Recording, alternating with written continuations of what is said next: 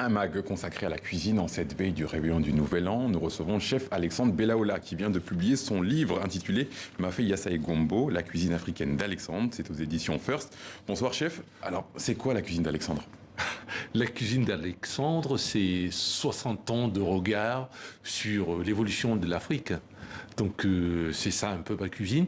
En plus, elle se décompose en 2 parties, ou même en 3 parties, c'est-à-dire mon enfance, ma vie en zone urbaine et mon arrivée en Europe qui m'a donné complètement un regard complètement prospectif sur toute l'Afrique. Ouais. Donc on a le regard... Vous n'êtes pas venu les mains vides. Vous avez beaucoup de produits et des produits aux vertus, particularités parfois méconnues. Alors qu'est-ce que vous avez de beau à nous présenter? Alors, on aura l'attiéké qui nous viendra de Côte d'Ivoire. On aura le gombo qu'on peut retrouver dans toute l'Afrique, quelle que soit la zone climatique, c'est-à-dire dans la zone sahélienne, il va pousser rapidement et on va le sécher, on va le réduire en poudre. Donc ça, c'est quelque chose de très important dans toute l'Afrique noire. On a la banane plantain qu'on va retrouver énormément depuis la Côte d'Ivoire jusqu'au Cameroun, en Afrique centrale. Les fameux alocos. Les alocos. Alors, ça, c'est la grande bataille. Alocos, c'est-à-dire, c'est pour l'Afrique de l'Ouest. Et quand on rentre au niveau de l'Afrique centrale, ça devient compliqué avec les Camerounais parce que c'est Miss Soleil. Et c'est quoi un aloco parfait, vu que c'est un plat qui est consommé dans beaucoup de pays? Oui, disons, le nom véhiculaire, hein, pour moi, c'est aloco au niveau de la diaspora. C'est-à-dire, l'aloco, la banane plantain, on la mange sous toutes les coutures. Donc, quand on la mange là, celle-ci, elle n'est vraiment pas... Elle commence un peu à mûrir parce que celle-ci, elle est complètement verte. Donc, ça se mange sous cette forme-là? Ça peut se manger sous cette forme. Okay. On peut en faire des chips. Okay. On peut faire des chips de banane. On a la recette dans le livre. On peut faire des chips de banane plantain. Avec celle-ci, on peut faire des petits dés. Donc, on peut avoir, c'est-à-dire quand elle commence à mûrir, on peut la manger vraiment très, très, très mûre. Plus elle mûrit, plus l'amidon qui est à l'intérieur se transforme en sucre.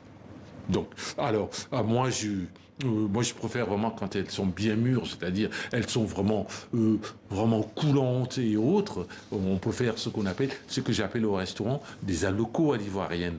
On les coupe en petits dés. Petits dés. Voilà. Okay. Et quand on les coupe en biais, moi je les appelle des alocos mi-soleil. Mi-soleil. C'est-à-dire ça peut accompagner un plat. D'accord. Ouais. Ok, vous avez quoi d'autre du coup? Alors, maintenant, j'ai des épices, j'ai l'akpi, comme on l'appelle en Côte d'Ivoire, et une jansan au niveau du Cameroun. Alors ça nous aromatise toutes les sauces. C'est-à-dire, vraiment, c'est le parfum par excellence. On a aussi les graines de pébé, que certains appellent... les noix de muscade, la fausse noix de muscade ou la muscade du Gabon, c'est-à-dire les jeunes générations, chacun essaye de retrouver une résonance pour donner, c'est-à-dire pour parler de ces produits en fonction de son vécu. Donc, et là, j'ai les goussis. Les goussis, la graine de courge, qui est quelque chose de sublime, qu'on peut avoir sous forme de terrine, qu'on peut aussi avoir sous forme de sauce. Et avec tout ce que vous avez là, on est à la veille du réveillon du Nouvel An, quel plat vous pouvez proposer aux téléspectateurs du JT Afrique? Alors, des idées. Bon, c'est-à-dire on a des pistes, c'est-à-dire on a des choses toutes simples. Moi, j'ai envie de dire, on peut faire une sauce à base de graines de courge, avec des crevettes, ce qui est très intéressant. Le crabe, moi, je vais le proposer avec une sauce gombo. Okay. C'est-à-dire, on a déjà très bien mangé à Noël. Donc là, on a besoin des choses un peu légères. On n'a pas besoin de se gaver, de se nourrir, parce que dans notre cuisine est très généreuse. Donc, on va essayer de faire vraiment des choses simples. On va penser aux végétariens. On va essayer. C'est pour cela que j'ai aussi apporté l'aubergine africaine qui va rentrer, et aussi le mil qui peut rentrer dans ces cuissons. Accompagner pas mal de choses. C'est-à-dire on va accompagner toutes ces choses. On peut vraiment les isoler. Là, on a au moins 5 ou 6 recettes différentes qu'on est capable de réaliser avec ces quelques produits qu'on a devant nous. Justement, on va parler de recettes. Mafé Yassa et Gombo, c'est 55 recettes inspirées de classiques de la gastronomie africaine et adaptées à la cuisine européenne. Comment on arrive à mélanger ces deux univers, ces deux cuisines? Alors, ce qu'il faut savoir, c'est que moi, il y a deux grands classiques dans la cuisine africaine que j'adore. C'est la sauce d'arachide. J'ai choisi de l'appeler mafé parce que dans chaque ethnie, dans chaque pays, on va trouver une appellation qui est complètement différente. Et si je rentre par exemple dans mon pays dans mon pays d'origine, le Cameroun, il y a à peu près 230 ethnies. On aura 230 façons d'appeler la sauce d'arachide. Vous vous rendez compte? Bon, alors, on se contente de l'appeler mafé. Et cette sauce, on peut l'agrémenter de 1001 façons. Et ce qu'il faut savoir, c'est que la cuisine africaine, au départ, elle est d'abord végétarienne. Parce que manger de la viande, manger une protéine, c'était un luxe. Moi, je me rappelle dans mon enfance, j'ai dû manger poulet 2 ou 3 fois. 2 ou 3 fois jusqu'à l'âge de 10 ans. C'était quelque chose... Aujourd'hui, dès que vous débarquez, on vous sert un poulet. Ben, c'est qui était rare dans les années 70. Hein. Dans votre livre de 160 pages, l'accent est mis sur le visuel, la présentation, et on voit dans cette table très colorée, la productrice américaine Oprah Winfrey, la vraie cuisine est une forme d'art, un cadeau à partager. Vous êtes de son avis, vous partagez son avis? Bien sûr. C'est de l'art, la cuisine? La cuisine, c'est un art. C'est-à-dire, il y a une mise en scène, il y a une réflexion, il y a une fantaisie. Parce que chaque cuisinier a une fantaisie personnelle qu'il arrive à transmettre. C'est-à-dire, c'est sa façon de concevoir et d'harmoniser toutes les saveurs qui fait la différence entre tel chef et tel autre.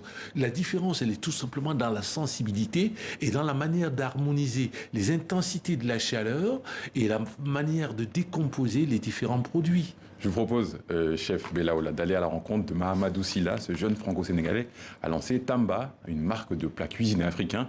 Et depuis plus d'1 an, ces plats font leur apparition dans les rayons de plusieurs grandes surfaces en Ile-de-France. Reportage Sophie Roussy, Guillaume Gouet et Benoît Tricot. Charlotte sur la tête et tablier d'usage, Mahamadou Sylla entre en cuisine. Bonjour Anto. Ça va? Il a rendez-vous avec la chef Anto Cocagne, célèbre pour sa créativité et ses émissions télé.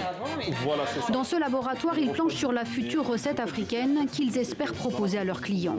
J'ai choisi donc le niébé qu'on appelle aussi le haricot magique. Il y a quelques années, Mahamadou Sylla a eu une révélation en arpentant les rayons des supermarchés. Aucun plat cuisiné d'Afrique subsaharienne à se mettre sous la dent. Alors, avec la chef, ils ont confectionné un yassa, un mafé, un tiou, fleuron de la gastronomie sénégalaise.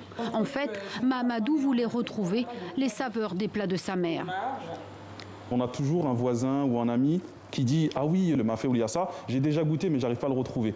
Et l'idée en fait c'était ça, c'est un peu entre guillemets de vulgariser ces recettes-là et que tout le monde puisse les retrouver. Et ça arrive d'avoir des clients qui disent « Ah mais moi ma maman elle fait pas comme ci, ma maman elle fait pas comme ça ».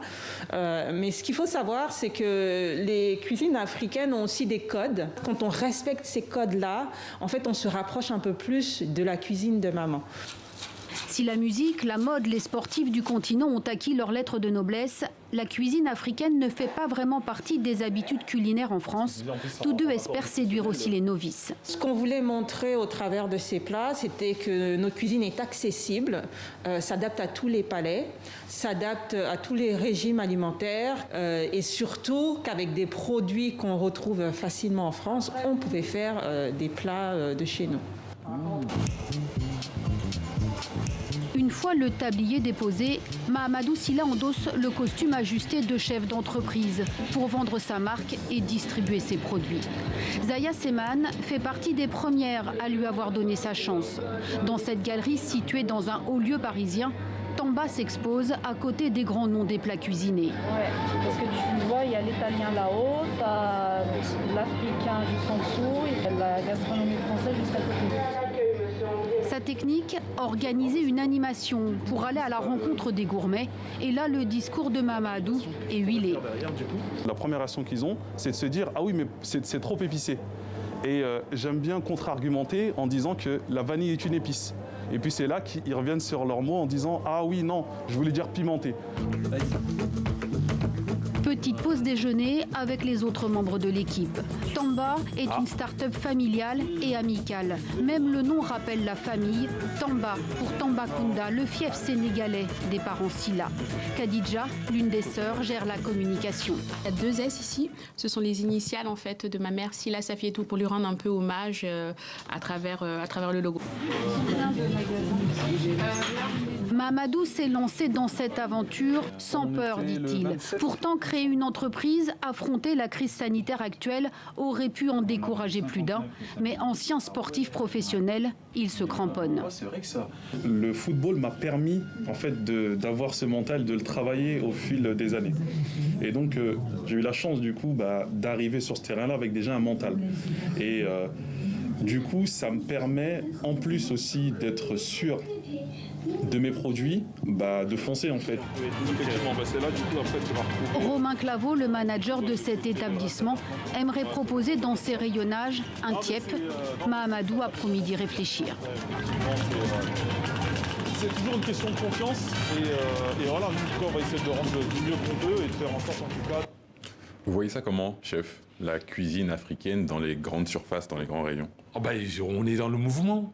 Je pense toute cuisine doit s'adapter dans son contexte socioculturel et doit répondre à un besoin et à une demande. On n'a que trop tardé. Vous savez, en 2000, il y a un spécialiste des tendances culinaires qui voyait déjà, qui avait écrit un article et où disait du sushi au mafé. C'était en 2000. En 2000, il y a 20 ans. Et on a déjà le sushi partout, il n'y a pas encore le mafé. Vous voyez, et c'était un spécialiste vraiment qui disait, parce que c'était l'année où Yannick Noah et autres, l'Afrique était vraiment Ousmane Sow, ça bougeait un peu de partout. Et jusqu'à présent, il y a les premières gestations, ça bouge, elle arrive. Et il serait temps qu'on la voit un peu partout, cette cuisine. On va parler d'où? Vous avez 2 restaurants, Moussa l'Africain et Rio dos Camaraos, ouverts en 95, une époque où les restaurants africains n'étaient pas forcément à la mode. Comment vous expliquez maintenant cette tendance où on voit de plus en plus de restaurants africains, à Paris notamment? Ah oui, c'est vraiment une aventure. Je peux dire que la restauration, je suis tombé dedans et je ne suis toujours pas ressorti. Une histoire de famille un petit peu aussi. Une histoire de famille avec mon épouse. J'ai la chance d'avoir mon dernier fils qui travaille avec nous, qui a fait un BTS en hôtellerie-restauration et qui est vraiment rentré. Je ne l'ai pas attiré là-dedans. C'est vraiment par atavisme qu'il est rentré et qu'il est venu travailler avec nous. Il a décidé de son propre gré de travailler avec nous et nous avons la chance d'être placé au Châtelet et où effectivement je sens qu'il a une envie de ressortir cette cuisine que j'appelle un peu, c'est un bistrot afro-péen qui correspond à la nouvelle tendance des afro-descendants. Où on mélange finalement. Oui, moi c'est une cuisine hybride. J'entends par hybride, c'est-à-dire il n'y a pas une fusion, c'est-à-dire, c'est un terme que j'aime pas, rien ne disparaît. C'est-à-dire les entités... Un burger revisité par exemple, c'est assez étonnant, c'est assez déroutant. Oui, j'ai par exemple un Yassa Burger dans mon livre. Donc un Yassa Burger, vous savez, en Afrique on appelait ça des pains chargés. Dans un pain, on vous mettait de la sauce, on vous mettait tout dedans. Donc, ça existe. Donc, c'est une résonance qu'on peut remettre dans un contexte qui correspond à notre univers au niveau de la diaspora. Ce n'est pas facile d'être restaurateur en 2020. Comment vous avez vécu cette situation, notamment les périodes de confinement avec vos restaurants? Très compliqué. C'est très compliqué, effectivement. C'est-à-dire, nous vivons une époque qui est chargée de controverses, chargée des difficultés.